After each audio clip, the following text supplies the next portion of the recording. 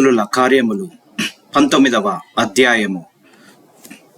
అపోల్లో కొరింథులో నున్నప్పుడు జరిగినదేమనగా, పౌలు పై ప్రదేశములలో సంచరించి ఎఫెసునకు వచ్చి కొందరు శిష్యులను చూచి, మీరు విశ్వసించినప్పుడు పరిశుద్ధాత్మను పొందితిరా అని వారినడగగా, వారు పరిశుద్ధాత్ముడున్నాడా అన్న సంగతియే మేము వినలేదని చెప్పిరి. అప్పుడతడు, అలాగైతే మీరు దేనిని బట్టి బాప్తిజము పొందితిరని అడగగా, వారు యోహాను బాప్తిజమును బట్టియే అని చెప్పిరి. అందుకు పౌలు, యోహాను తన వెనుక వచ్చువాని యందు అనగా యేసునందు విశ్వాసముంచవలనని ప్రజలతో చెప్పుచు మారు మనస్సు విషయమైన బాప్తిజమిచ్చెనని చెప్పెను. వారు ఆ మాటలు విని ప్రభువైన యేసు నామమున బాప్తిజమము పొందిరి. తరువాత పౌలు వారి మీద చేతులుంచగా పరిశుద్ధాత్మ వారి మీదికి వచ్చెను. అప్పుడు వారు భాషలతో మాటలాడుటకును ప్రవచించుటకును మొదలు పెట్టిరి. వారందరూ ఇంచుమించు 12 పురుషులు. తరువాత అతడు సమాజ మందిరములోనికి వెళ్ళి ప్రసంగించుచు దేవుని రాజ్యమును గూర్చి తర్కించుచు ఒప్పించుచు ధైర్యముగా మాటలాడుచు 3 నెలలు గడిపెను.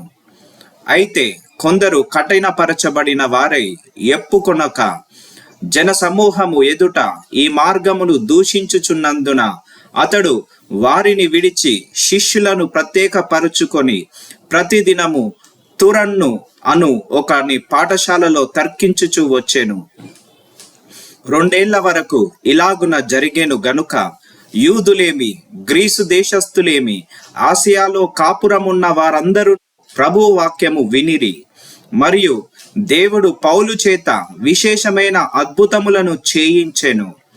అతని శరీరమునకు తగిలిన చేతి గుడ్డలైనను నడికట్లైనను రోగుల యొద్దకు తెచ్చినప్పుడు రోగములు వారిని విడిచెను, దయ్యములు కూడా వదిలిపోయేను. అప్పుడు దేశ సంచారులను మాంత్రికులునైన కొందరు యూదులు పౌలు ప్రకటించు యేసు తోడు మిమ్మును ఉచ్చాటన చేయుచున్నానను మాట చెప్పి దయ్యములు పట్టిన వారి మీద ప్రభువైన యేసు నామమున ఉచ్చరించుటకు పూనుకొనిరి. యూదుడైన స్కెవయను ఒక ప్రధాన యాజకుని కుమారులు 7 అలాగు చేయుచుండిరి.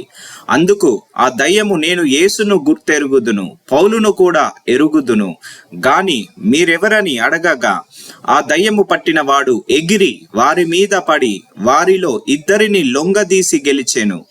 అందుచేత వారు దిగంబరులై గాయము తగిలి ఆ ఇంట నుండి పారిపోయిరి. ఈ సంగతి ఎఫెసులో కాపురమున్న సమస్తమైన యూదులకును గ్రీసు దేశస్థులకును తెలియవచ్చినప్పుడు వారికందరికీ భయము కలిగెను గనుక ప్రభువైన యేసు నామము గణపరచబడెను. విశ్వసించిన వారు అనేకులు వచ్చి తాము చేసిన వాటిని తెలియజేసి ఒప్పుకొనిరి. మరియు మాంత్రిక విద్య అభ్యసించిన వారు అనేకులు తమ పుస్తకములు తెచ్చి అందరి ఎదుట వాటిని కాల్చివేసిరి. వారు లెక్క చూడగా వాటి వేల 70,000 వెండి రూకలాయెను. ఇంత ప్రభావముతో ప్రభు వాక్యము ప్రబలమై వ్యాపించెను. ఇలాగు జరిగిన తరువాత పౌలు మాసిదోనియా అకయ దేశముల మార్గమున వచ్చి యెరూషలేమునకు వెళ్ళవలెనని మనస్సులో నుద్దేశించి, నేనక్కడికి వెళ్ళిన తరువాత రోమా కూడా చూడవలెనని అనుకొనెను. అప్పుడు తన పరిచర్య చేయు వారిలో తిమోతి, ఎరస్తు అను వారి నిద్దరిని మాసిదోనియాకు పంపి తాను ఆసియాలో కొంతకాలము నిలిచియుండెను. ఆ కాలమందు క్రీస్తు మార్గమును గూర్చి చాలా అల్లరి కలిగెను. ఎలాగనగా దెమెత్రియను ఒక కంసాలి అర్తెమిదేవికి వెండి గుళ్లను చేయించుట వలన ఆ పని వారికి మిగులు లాభము కలగజేయుచుండెను. అతడు వారిని అట్టి పని చేయు ఇతరులను గుంపు కూర్చి, అయ్యలారా, ఈ పని వలన మనకు జీవనము బహు బాగుగా జరుగుచున్నదని మీకు తెలియను. అయితే చేతులలో చేయబడినవి దేవతలు కావని ఈ పౌలు చెప్పి ఎఫెసులో మాత్రము కాదు, దాదాపు ఆసియాయందంతటా బహు జనమును ఒప్పించి త్రిప్పియున్న సంగతి మీరు చూచియు వినియునున్నారు.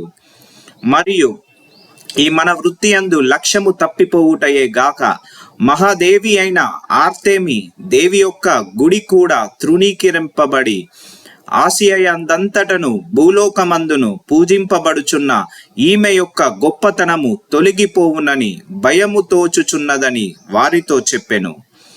వారు విని రౌద్రముతో నిండిన వారై ఎఫెసీయుల అర్తెమి దేవి మహాదేవి అని కేకలు వేసిరి. పట్టణము బహు గలిబిలిగా ఉండెను. మరియు వారు పౌలుతో ప్రయాణమై వచ్చిన మాసిదోనియా వారైన గాయమును అరిస్తర్కును పట్టుకొని దొమ్మిగా నాటకశాలలో చొరబడిరి. పౌలు జనుల సభ యొద్దకు వెళ్ళదలచెను గాని శిష్యులు వెళ్ళనీయలేదు. మరియు ఆసియా దేశాధికారులలో కొందరు అతనికి స్నేహితులయ్యుండి అతని యొద్దకు వర్తమానము పంపి నీవు నాటకశాలలోనికి వెళ్ళవద్దని అతన్ని వేడుకొనిరి. ఆ సభ గలిబిలిగా ఉండెను గనుక కొందరలాగున కేకలు వేసిరి. తామెందు నిమిత్తము కూడుకొనిరో చాలా మందికి తెలియలేదు.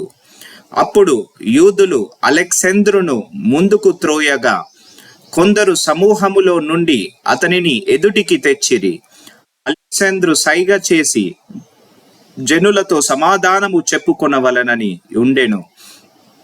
అయితే అతడు యూదుడని వారు తెలుసుకొనినప్పుడు అందరును ఏక శబ్దముతో 2 గంటల సేపు ఎఫెసీయుల అర్తెమి దేవి మహాదేవి అని కేకలు వేసిరి. అంతటా కరణము సమూహమును సముదాయించి ఎఫెసీయుల పట్టణము ఆర్తెమి మహాదేవికిని ద్విపతి యొద్ద నుండి పడిన మూర్తికిని పాలకురాలై ఉన్నదని తెలియని వాడెవడు? ఈ సంగతులు నిరాక్షేపమైనవి గనుక మీరు శాంతము కలిగి ఏదియు అతరపడి చేయకుండుట ఆవశ్యకము. మీరు ఈ మనుష్యులను తీసుకొని వచ్చితిరి. వీరు గుడి దోచిన వారు కారు, మన దేవతను దూషింపను లేదు. దెమెత్రికిని అతనితో కూడనున్న కమసాలులకును ఎవని మీదనైనను వ్యవహారమైదన ఉన్న ఎడల న్యాయ సభలు జరుగుచున్నవి. అధిపతులు ఉన్నారు గనుక వారు ఒకరితో ఒకరు వాద్యమాడవచ్చును. అయితే మీరు ఇతర సంగతులను గూర్చి ఏమైనను విచారణ చేయవలెనని ఉంటే అధిక్రమమైన సభలో పరిష్కారమగును. మనము ఈ గలిబిలిని గూర్చి చెప్పదగిన కారణమేమియు లేనందున నేడు జరిగిన అల్లరిని గూర్చి మనలను విచారణలోనికి తెత్తురేమో అని భయమవుచున్నది. ఇట్లు గుంపు కూడినందుకు తగిన కారణము చెప్పజాలమని వారితో అనెను. అతడిలాగు చెప్పి సభను ముగించెను.